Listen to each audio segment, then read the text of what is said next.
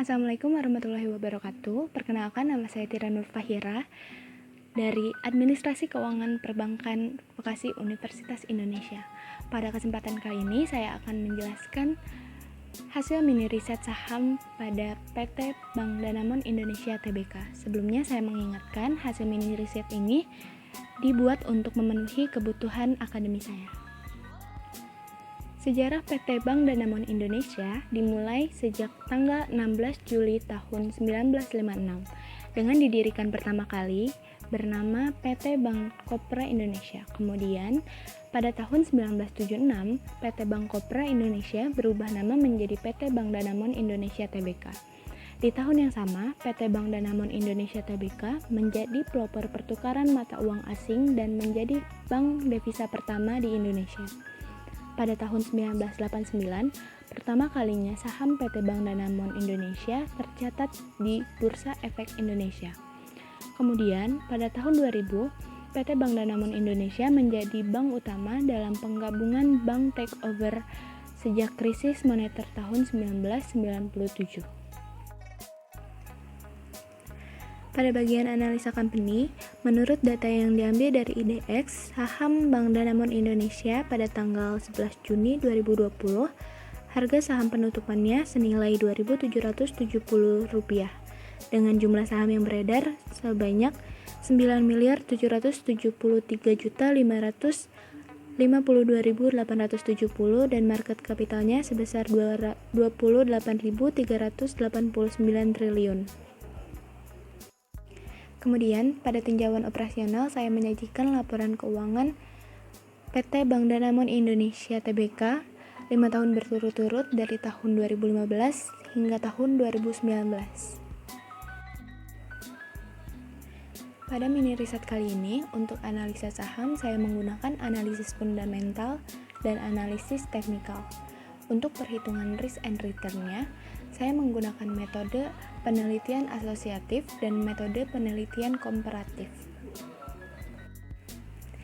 Pada mini riset kali ini, saya memilih saham BMRI dari Bank Mandiri dan saham BJBR dari Bank Jabar sebagai saham pembanding dengan saham BDMN dari Bank Danamon Indonesia.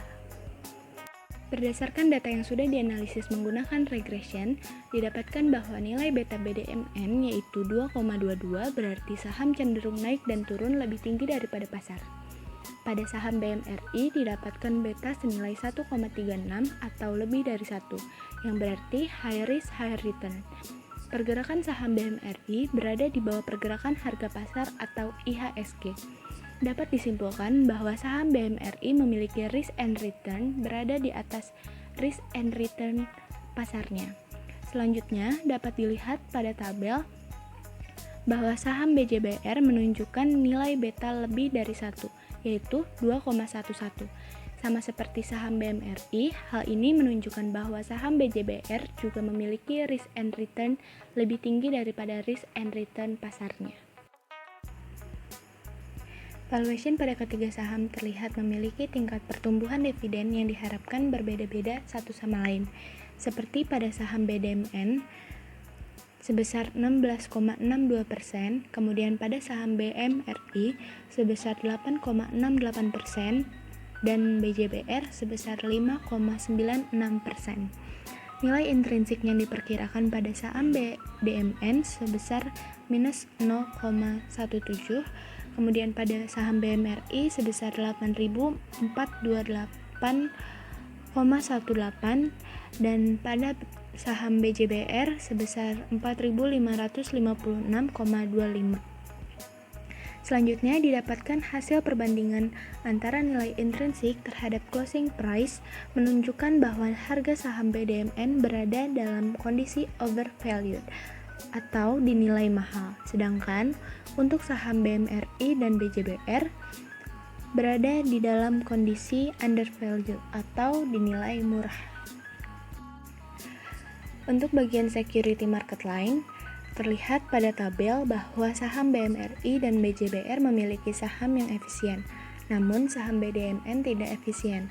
Hal ini dibuktikan pada grafik dengan garis berwarna orange gelap yang menunjukkan bahwa saham BMRI dan BJBR berada di atas garis rate of return yang berwarna orange terang yang menandakan bahwa dua emiten tersebut memiliki saham yang efisien, sedangkan garis BDMN berada di bawah garis grafik rate of return yang menandakan bahwa saham BDMN memiliki saham yang tidak efisien. Pada mini riset ini, saham BDMN dibandingkan dengan saham BMRI dan BJBR. Analisis ini bertujuan untuk mengetahui ketiga saham ini apakah membentuk portofolio yang optimal ataukah tidak. Kemudian, setelah diperhitungkan, maka terbentuklah portofolio yang optimal dari ketiga saham tersebut.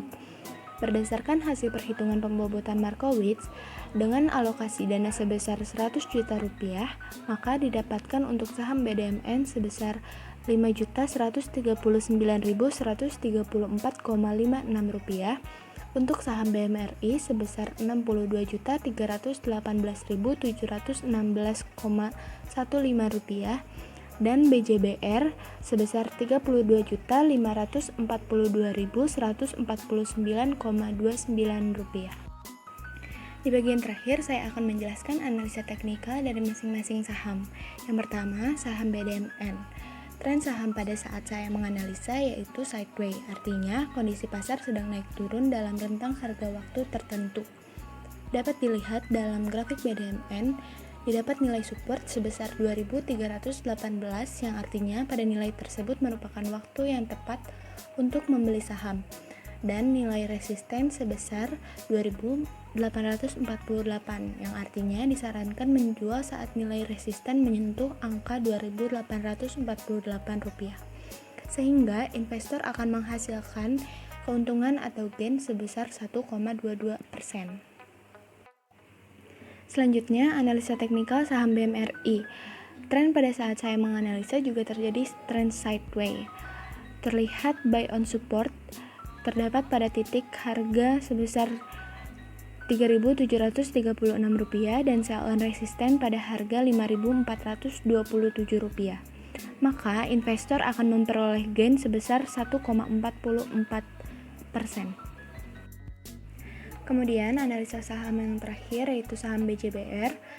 Pada saat saya menganalisa juga terjadi tren sideways. Diprediksi dari tren sideways tersebut didapatkan nilai buy on support seharga Rp673,9 dan sell on resistance pada harga Rp836,1 sehingga akan memperoleh gain sebesar 1,24%. Sekian penjelasan hasil mini riset saham BDMN yang saya lakukan. Saya yakin banyak hal yang bermanfaat yang dapat diambil dari penjelasan ini. Terima kasih sudah menonton. Wassalamualaikum warahmatullahi wabarakatuh.